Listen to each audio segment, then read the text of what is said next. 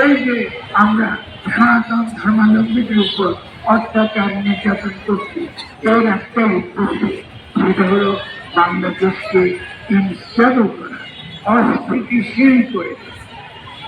এই যারা করেছে আমরা তাদেরকে চিন্তা করি এবং আমরা মনে করি এই অস্থিতিশীল পরিস্থিতি যারা তৈরি করছে তার হিন্দু মুসলমান নাই। আপনি ইসলামের নাম নিয়ে করতে পারেন, কিন্তু আপনি একই কাণ্ড করছেন, আপনি রাষ্ট্রের বিরুদ্ধে ভূমিকা রাখছেন। আপনি যে বিজেপির এজেন্ট নন, আপনি যে মোসাদের এজেন্ট নন, আমরা কিন্তু এত সহজে সেটা মানতে রাজি নয়। কারণ এই রাষ্ট্র আমরা সবে মাত্র একটা গণ-উত্থানের মধ্য দিয়ে মাত্র আমরা কিনেছি, আমি এটা পূর্ণ বিজয় করতে পারিনি। এই রাষ্ট্র আসার সঙ্গে সঙ্গেই একটা সাংবিধানিক প্রতি বিপ্লব হয়ে গেছে। আইনের কথা বলে এই বিপ্লবকে ঠেকিয়ে দিয়ে দেওয়া হয়েছে।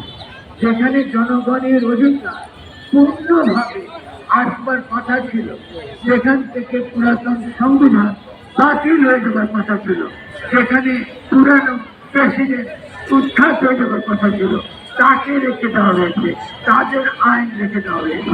এই পরিস্থিতিতে একটা অস্থিতিশীল পরিস্থিতিকে আরো অস্থিতিশীল করে শেখ হাসিনাকে আবার পুনর্বাসিত করবার যে চেষ্টা চলছে, এই সম্পর্কে আমরা সচেতন এবং আমি চাই আপনারা বাংলাদেশের নাগরিকরা এই ব্যাপারে সচেতন থাকবেন। ফলে আজকে আমরা কিছুতে মেনে নিতে পারছি না যে আপনারা এই তথাকথিত ইংরেজের আইন, রাষ্ট্রদ্রোহিতা আইন, সেই আইন দিয়ে দেশের নাগরিকদের গ্রেফতার করছেন। এটা আমাদের কাছে গ্রহণযোগ্য নয়। কারণ এই আইন উৎখাত হয়ে যাবার কথা, এই আইন আপনারা এখন বহাল রেখেছেন, এটা হতে পারে না। এই গণঅভ্যুত্থান হয়েছে ইংরেজের আমল থেকে শুরু করে যত রকম আইন, গণবিরোধী আইন, তথাকথিত সাংবিধানিক ধারাবাহিকতার নামে, সংবিধানের নামে, আইনের নামে জারি আছে, এই সমস্ত আইনকে উৎখাত করতে হবে। নতুন করে বাংলাদেশকে গঠন করতে হবে, নতুন করে আমাদেরকে গঠনতন্ত্র লাগবে। সেখানে আমরা সকলে হিন্দু, মুসলমান, বৌদ্ধ, খ্রিস্টান, আস্তিক, নাস্তিক, আমরা সকলে মিলে সে নতুন বাংলাদেশের গঠনতন্ত্র প্রণয়ন করব।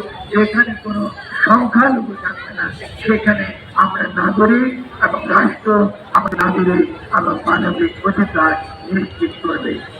ফলে যারা রাষ্ট্রের নামে রাষ্ট্রদ্রোহিতার কথা বলছেন, তাদেরকে পরিষ্কার জানিয়ে দিতে চাই, রাষ্ট্রের নামে, তথাকথিত রাষ্ট্রের সার্বভৌমত্বের নামে এইসব কাণ্ড আমরা অতীতে দেখেছি।